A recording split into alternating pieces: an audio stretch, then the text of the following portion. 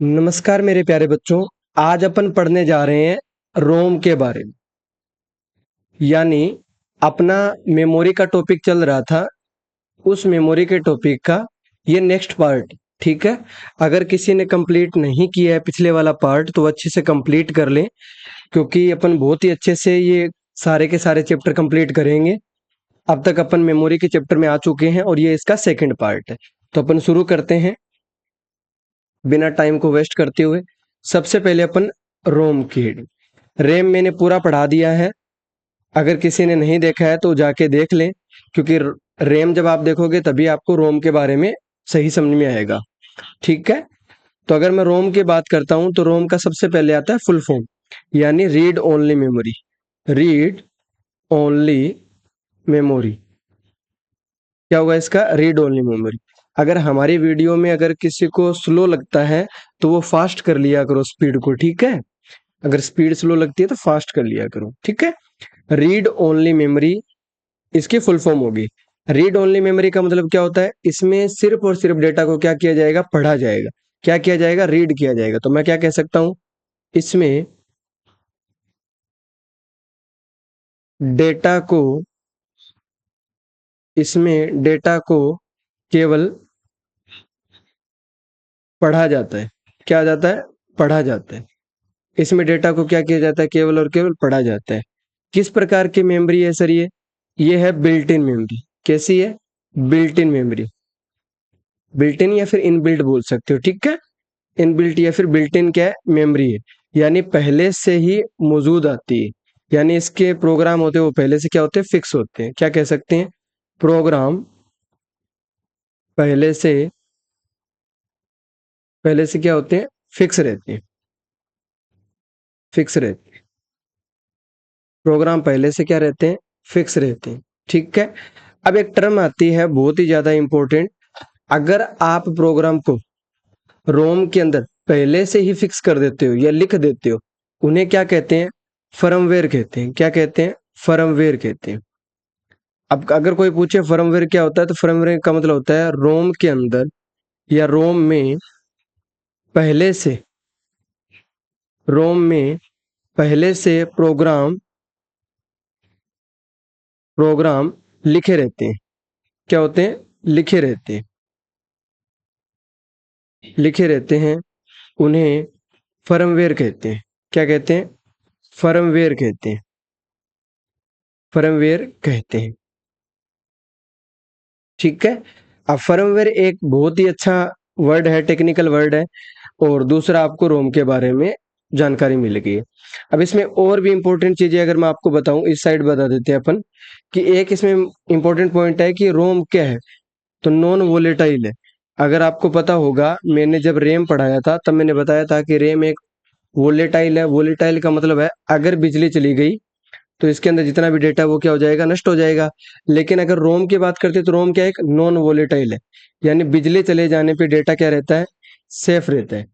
Data क्या रहता है? सेफ रहता है, यानी डेटा बचा हुआ रहता है, डेटा नष्ट नहीं होता है। दूसरा इसके केस में आता है कि ये किस प्रकार की मेमोरी है, तो ये परमानेंट है।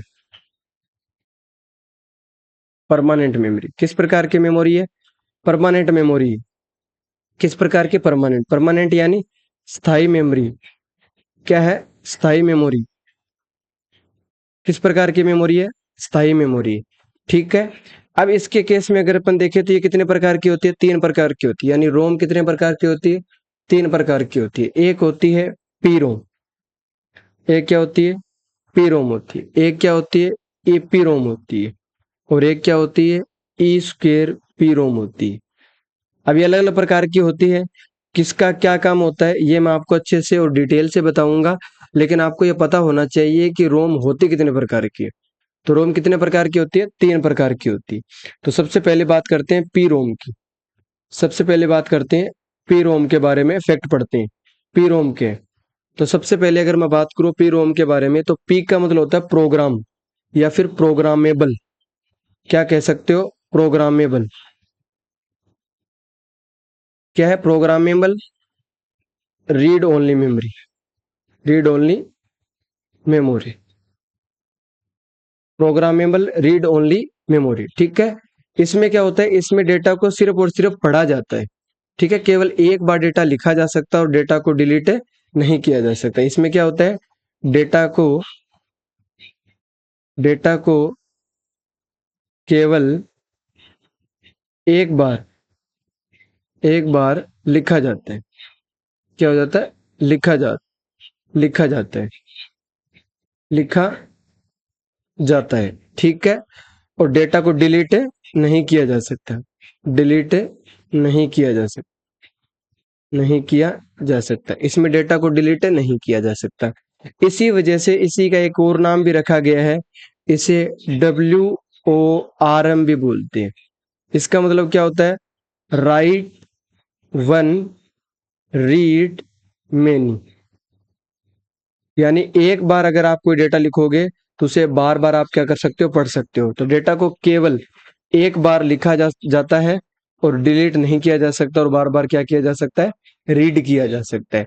ठीक है, और इसकी जो स्टोरेज कैपेसिटी होती है, स्टोरेज कैपेसिटी की अगर बात करें अपन, तो इसकी स्टोरेज कैपेसिटी लगभग 40 GB से 60 GB के बीच। इसकी जो स्टोरेज कैपेसिटी होती है वो कितनी होती है, 40 GB से लेकर 60 GB के बीच में होती है। ठीक है, अब इसमें एक पॉइंट सबसे ज्यादा आता है कि ये कब आती है सर, ये यूज कब आती है, कहाँ देखने को आपको मिलती है, तो ये थोड़ा बता दीजिए। तो ईपी, ये सॉरी, जो पी रोम है वो क्या होता है, जब कंप्यूटर को बनाया जाता है, क्या होता है, कंप्यूटर को बनाया जाता है। कंप्यूटर मान लो, फोन मान लो, क्योंकि फोन भी तो एक क्लासिफिकेशन का ही तो पार्ट है कंप्यूटर के। तो कंप्यूटर को बनाया जाता है, यानी फोन को बनाया जाता है, या ठीक है, कंप्यूटर को बनाया जाता है, तो इसी में उसी टाइम डाल दी जाती है, तभी उसमें प्रोग्राम को डाल दिया जाता है। तभी क्या कर दिया जाता है, प्रोग्राम को डाल दिया जाता है, प्रोग्राम को डाल दिया जाता है, डाल दिया जाता है। अब इसका मतलब क्या हुआ, इसका मतलब होता है जब कंप्यूटर बनेगा उसी टाइम कुछ प्रोग्राम्स डलेंगे जिसको आप मिटा नहीं सकते, जिसको मिटाया नहीं जा सकता, मिटाया नहीं जा सकता, नहीं जा सकता, जिसे मिटाया नहीं जा सकता। जैसे कि सर एग्जांपल दे दो कोई एक दो। तो एग्जांपल की अगर मैं बात करता हूँ, जैसे हो गया गैलरी। अब गैलरी है, तो गैलरी क्या हो गया, एक पी रोम का उदाहरण हो गया। कैमरे की अगर बात करूं तो कैमरा भी क्या हो गया, एक पी रोम का हो गया। यानी ऐसे प्रोग्राम जो कंप्यूटर के बनते टाइम में डाल दिए गए हैं और उसे मिटाया नहीं जा सकता। जैसे गैलरी है, तो ऐसा थोड़ी होता है कि तुम गैलरी को डिलीट कर देते हो कि चलो भाई गैलरी को डिलीट कर देते हैं, ऐसा सीन तो होता नहीं है इसके रिगार्डिंग। दूसरा आता है एपीरो, एपीरो। दूसरा क्या होता है, एपीरो। ई का मतलब क्या होता है, इरेजेबल, इरेजेबल। उसमें प्रोग्रामेबल था, इसमें इरेजेबल। लेकिन आगे देखोगे तो ई पी पी मतलब प्रोग्रामेबल। ठीक है, यानी इसके अंदर जो प्रोग्रामेबल रहेंगे या जो प्रोग्राम रहेंगे वो क्या होंगे, इरेजेबल होंगे। यानी उनको क्या किया जा सकता है, मिटाया जा सकता है। ठीक है, तो अपन क्या कह सकते हैं, इसमें डेटा को हटाने के लिए, इसमें डेटा को हटाने के लिए, डेटा को हटाने के लिए, डेटा को हटाने के लिए अल्ट्रा वोलेट, वोयलेट, अल्ट्रा वोयलेट रे, ठीक है, यानी पैरा बैंगनी किरण का प्रयोग करते हैं। तो अल्ट्रा वोयलेट रे का प्रयोग करते हैं। ठीक है, इसकी हेल्प से आप क्या कर सकते हो, डेटा को हटा सकते हो। इसमें एक साथ सभी प्रोग्राम डिलीट हो सकते हैं, एक साथ सभी प्रोग्राम, एक साथ सभी प्रोग्राम क्या हो सकते हैं, डिलीट हो सकते हैं, प्रोग्राम डिलीट हो सकते हैं, डिलीट हो सकते हैं। ठीक है, ये किसका उदाहरण है, एपी रोम का। यानी इसमें क्या होता है, चीजों को इरेज किया जा सकता है, मिटाया जा सकता है, लेकिन किसकी हेल्प से, अल्ट्रा वायलेट रे की हेल्प से, यानी पेरा बैंगनी किरणों की हेल्प से इन्हें क्या किया जाता है, हटाया जा सकता है। तो ये आपका एपी रोम हो गया। उसके बाद में अगर अपन देखें तो ई स्क्वेयर पी रोम। चलो कौन बताएगा इसका प्रोग्राम, सॉरी इसका फुल फॉर्म कौन बताएगा, बताओ भाई, इसका फुल फॉर्म कौन बताएगा, बताइए बताइए। चलो मैं बता देता हूँ, इसका होता है इलेक्ट्रिकल इरेजेबल, यानी लाइट की हेल्प से चीजों को हटाना। इलेक्ट्रिकली इरेजेबल प्रोग्रामेबल रोम। ठीक है, यानी ऐसे प्रोग्राम जिसे मिटाया जा सकता है लेकिन इलेक्ट्रिसिटी की हेल्प से, तब अपन क्या बोलेंगे इसे, ई स्क्वेयर पी रोम। यानी इसमें डेटा इसमें डेटा को बिजली की हेल्प से, किसकी हेल्प से, बिजली की सहायता से, बिजली की सहायता से सहायता से मिटाया जा सकता है, मिटाया जा सकता है। बिजली की हेल्प से क्या किया जा सकता है, मिटाया जा सकता है। ठीक है, इसमें सभी प्रोग्राम और डेटा को अलग अलग मिटाया जा सकता है। यानी अगर आपका मन कर रहा है कि मुझे तो किसी पर्टिकुलर को हटाना है, तो आप उस पर्टिकुलर को भी क्या कर सकते हो, हटा सकते हो। यानी सभी प्रोग्राम व डेटा, कोई प्रोग्राम या डेटा को अलग अलग क्या कर सकता है, हटाया जा सकता है, अलग अलग हटाया जा सकता है। ठीक है, अब ई स्क्वेयर पी रोम है वो किसके सिद्धांत पे काम करती है, ये सबसे ज्यादा इंपॉर्टेंट है। यानी ई स्क्वेयर पी रोम है वो किसके प्रिंसिपल पे काम करती है,